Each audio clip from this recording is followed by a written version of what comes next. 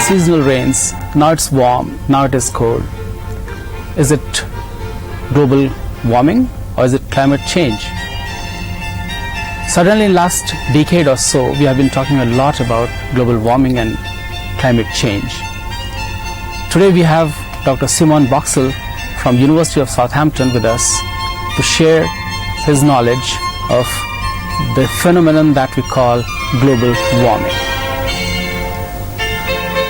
Doctor, tell us why this climate change or global warming, why it has it become such a big topic?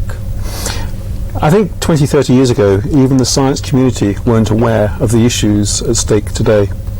If you go back 30 years, we were aware that climate was changing, but there are natural cycles in our climate, and we were expecting to go into a small ice age. We should, on the natural cycle series, be going into colder weather.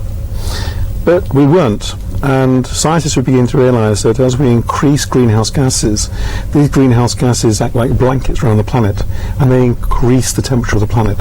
And so the awareness of climate change is a new thing in science, new 20 years.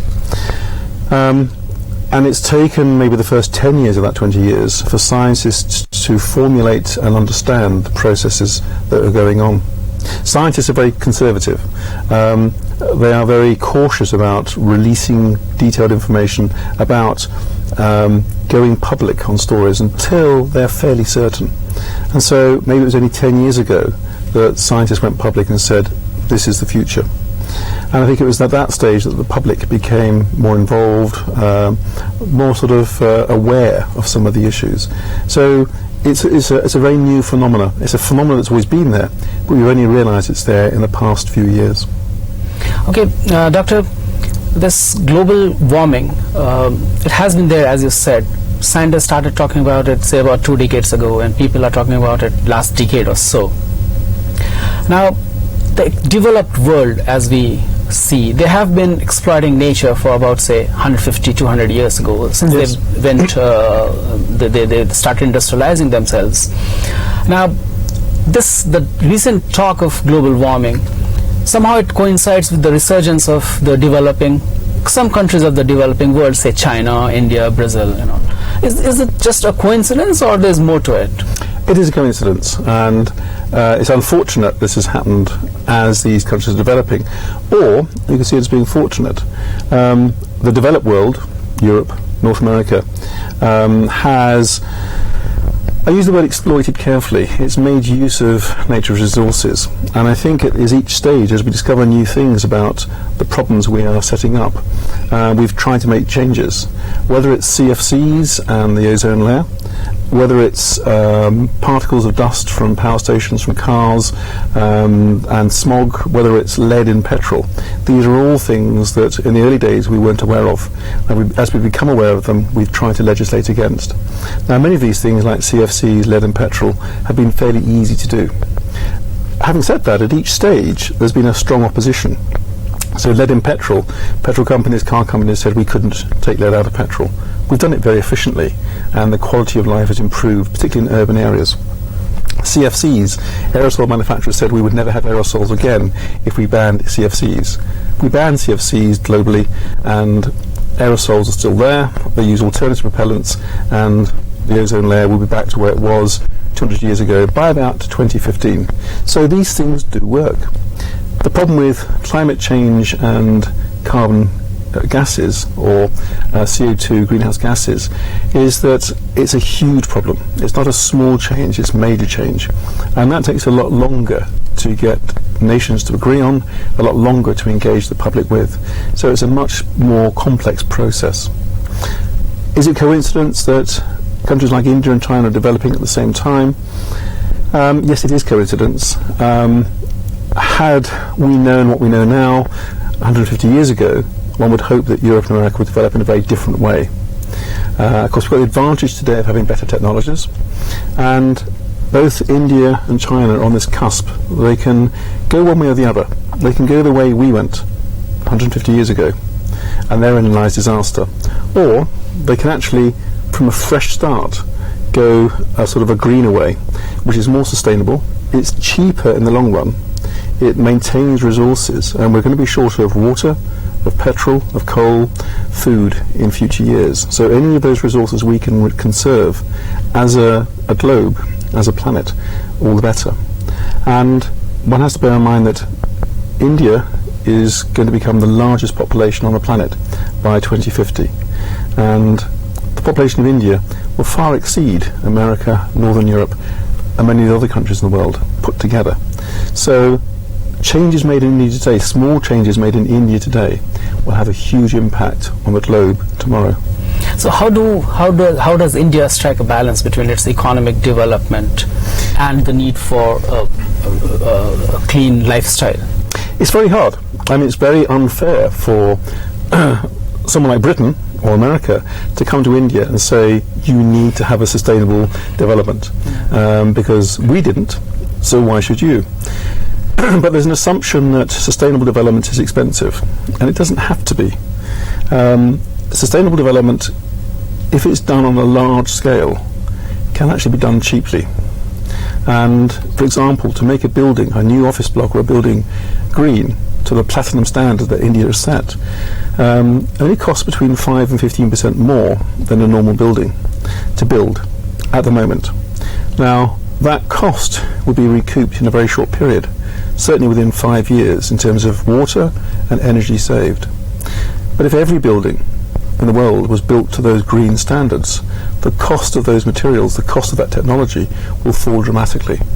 If every building, for example, had to have solar panels on its roof to generate parts of electricity, the cost of solar panels will be very, very cheap.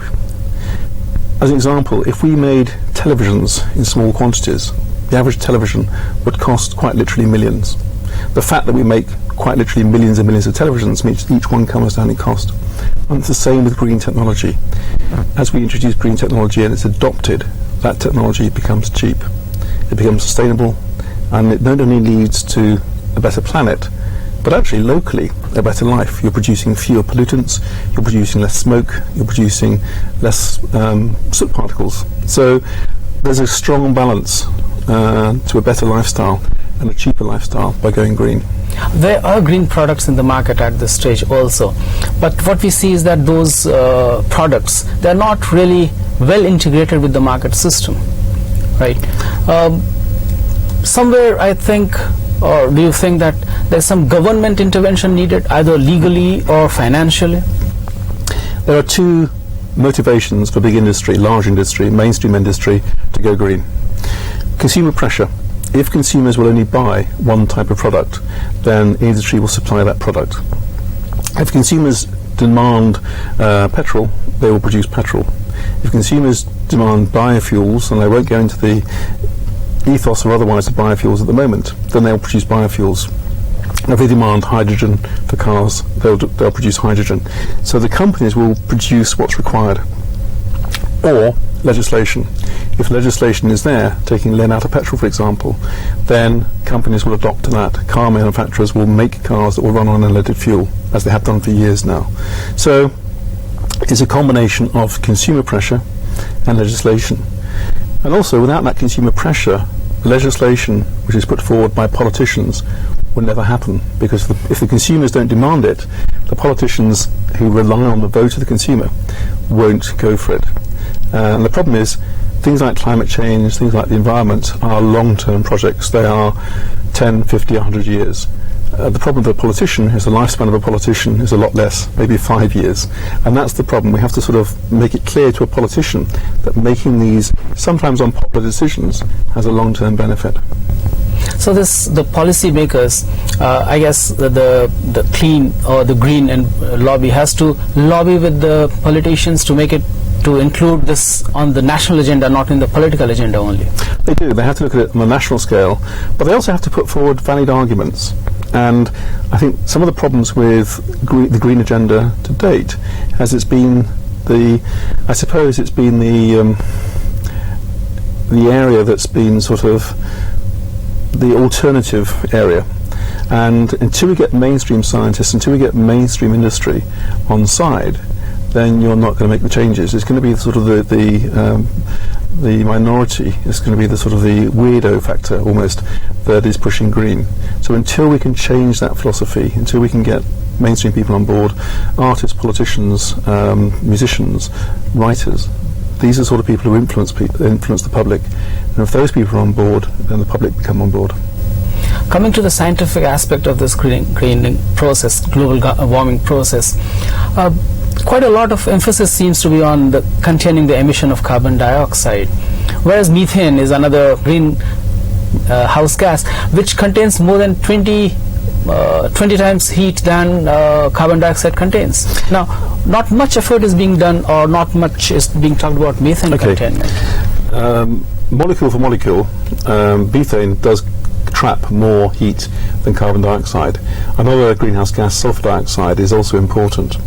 Now, some of these gases come hand in hand with the production of energy. So, for example, as well as carbon dioxide, sulfur dioxide is produced by burning fossil fuels.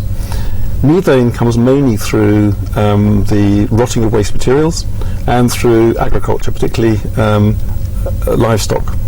And so we need to look carefully at our agricultural policies. Production of rice, production of livestock all produce methane. So it's a question of how we either trap that methane and use it in energy, or we minimise the amount of methane produced. We look at how we deal with our waste products. So it's a whole package. It's not just about the energy production. It's about recycling. It's about being careful about how we dispose of waste and how we grow our food.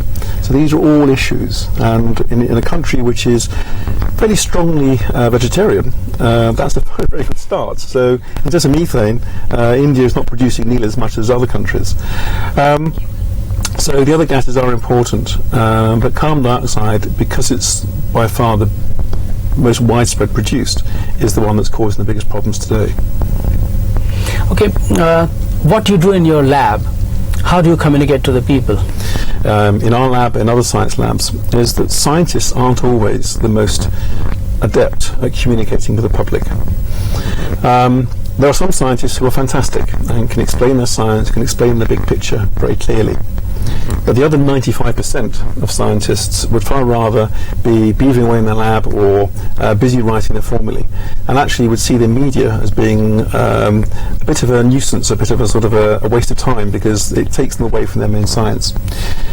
That's rather sad, because the media are important in spreading the science that's being done. And although a scientist might publish in a journal, that journal might be seen by, say, 500 people. If they can get a piece into a newspaper, or even better onto television, then that spread becomes not 500, but 500,000 or even 5 million people. So both are important. We must publish papers, that's how we're judged, but we must also communicate with the media. The way that we're working through a project called Cape Farewell in the UK and in my own laboratory is that we're working not just with scientists but with other groups of people. So we run a project which brings together journalists, filmmakers, but also people from the entertainment world, musicians, pop musicians, actors, artists and writers. People like Ian McEwan, Vikram Seth are being brought together to write about climate change, to make music about climate change, to bring climate change to their art. And this broadens the coverage to a much, much bigger audience. And where people start to hear the science coming to them, not just from the scientists, and the facts not just from the scientists, but from their favourite pop singer, from their favourite writer, from their favourite journalist, then we start to make movement. Then we start to see the whole issue being discussed and being taken on board by the general populace.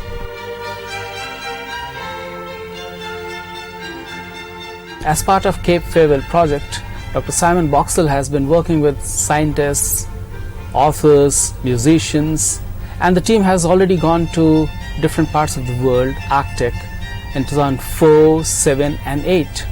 Dr. Boxall, tell us something more about this project. The project is basically to bring these people together to communicate science to the public. They are people that are respected by the population, by the populace generally, particularly in the UK, and it's a way of taking the science that we're doing back to people in Britain. But it's also about getting these people, these very influential people, on board so they can see firsthand how climates are changing. Now, why do we choose the Arctic? The Arctic is the barometer. It's the barometer of our planet. We're seeing the changes happening faster and now in the Arctic and it's a sign of what's going to be happening in other parts of the world over the next 50 to 100 years. The Arctic is melting. It's melting at an alarming rate. And this most pristine environment, this unique environment, is disappearing from our world very quickly. And by taking these authors, taking these musicians to this place, by working with them, not just for an hour's discussion, but actually having them there for 3 or 4 weeks together, talking, working, interacting, has been phenomenally powerful. And it doesn't just stop in the cruises and the trips. When they come back, we work together. So we have this growing group of people who we meet regularly, who we do concerts with, who we have art exhibitions with, not only in Britain, but with art exhibitions in Tokyo, in New York, in Moscow, in Rome, in Paris. And these sort of travelling exhibitions are taking this message not only to people in Britain, but to other parts of the world. So this whole philosophy is working very well. But we're also at the same time working with young people. And with all the exhibitions, we have a youth program. And that's involved students from India, as well as from other parts of the world, where before each voyage, we have about a week where we get young people 18, 19, 20, into the Arctic, into this vessel, this sailing vessel, this fantastic 100-year-old schooner. We use the schooner because it's great for filming. It's great for bringing a team together. There's nothing like a force 8 gale when your life is being threatened to make you work with other people very closely. Sitting in a restaurant or sitting in a hotel room or in a conference centre is easy. Discussing the sort of thing when your life is being threatened, it's not really being threatened, but it feels like it is to the artists and to the musicians, makes them really communicate really well.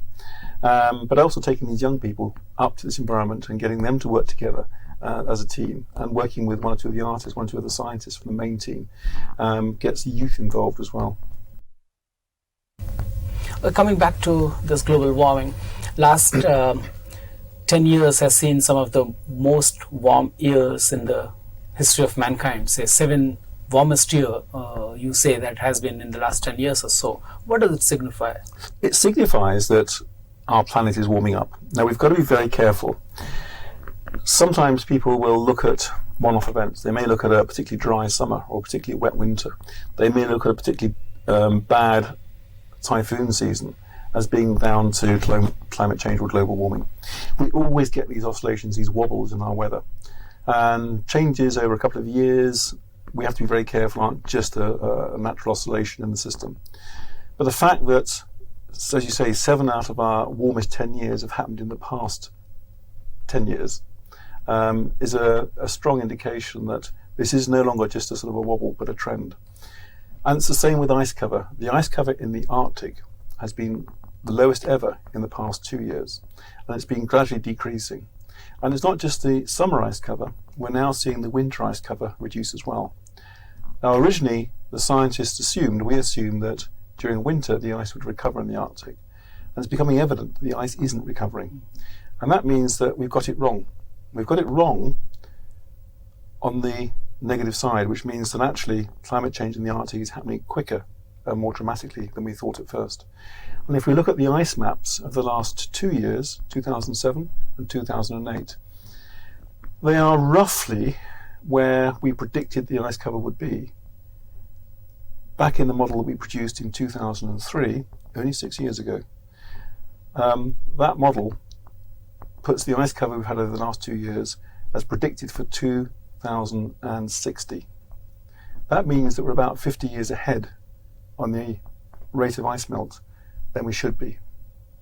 And that's alarming. What are the future plans with these artists? Where are you going next? For 2010, we've been working for the past year on the big voyage, and that's to sail from Svalbard, which is the Atlantic Arctic, across to Alaska, the Pacific Arctic. Now that doesn't sound like a particularly difficult voyage, but bear in mind that until now, that voyage has not been possible without an icebreaker. We're going to be doing it in a normal, ice-strengthened, admittedly, sailing vessel, because the Northeast Passage, the Northern Route, as they call it, which is a fabled Northern Route because it's never been there really, we're going to try and doing that not with icebreakers, but with a sailing boat. And that's going to illustrate the fact that the ice is melting so fast that we can sail through the Arctic. And with that sort of rate of melt, it's possible that Cape Farewell 2025 will be the voyage to the North Pole, because it's possible that by 2025 there'll be seawater at the North Pole, not ice.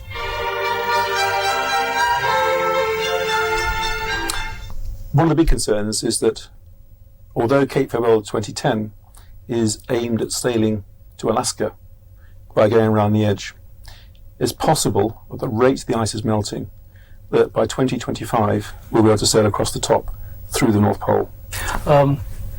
We talked about India's need for development, economic development, industrialization, and India is obviously also contributing to the greenhouse gases. But as you said, that India needs to develop. So what does India have to do? One, I would like you to tell us. And also, what is the impact on India? Okay. To date, the bulk of the greenhouse gases come from the industrialized world. But India is industrialized in some ways. In fact, India produces many of the goods used in Europe, many of the goods used in the United States today. So it's already getting there. India still produces far less carbon dioxide than America or Europe, and that's in total volume. But India also has the fastest growing population in the world, and it has the fastest growing economy in the world. And India is becoming one of the most industrialized nations in the world. Technologically, it's becoming one of the most advanced, and in terms of global production, it's going to be quite critical in the future. Now, India is at this cusp. It can go down the route that America took, that Europe took 100 years ago. Or it can decide to go green. Now, green doesn't cost. And if it decides to produce power through, for example, India can go green. And it decides to go down the green route through producing power by hydroelectricity, by producing power through wind farms, solar energy. These are all possibilities. And there are plans in this region to put a very large sea dam across to protect the coastline and the rivers and deltas against rising sea levels and storms, and at the same time to generate electricity by putting turbines into the dam. That's fantastic, because you're producing energy then that is carbon neutral. And that has a net benefit to India, because that energy is costing less to produce. There's the initial cost to set up. Once it's set up, it's sustainable. You're not using resources that are limited. So it means that India can go on much longer than other industrialized nations have in the past 2,000 years. So if India decides to go down this route, it gives India the probability of becoming the next superpower, because it has a sustainable economy, a sustainable lifestyle. And it doesn't just mean to say that it's saving the planet. It actually means locally, the local person in the street, the local Indian in India will have a better quality of life, less pollution, cleaner electricity, all of the luxuries and the benefits of an industrialized nation, cars, televisions, all these sorts of things, but driven by green power. And that's totally possible. The technology is there today. That would be great. Thank you, Doctor. Okay.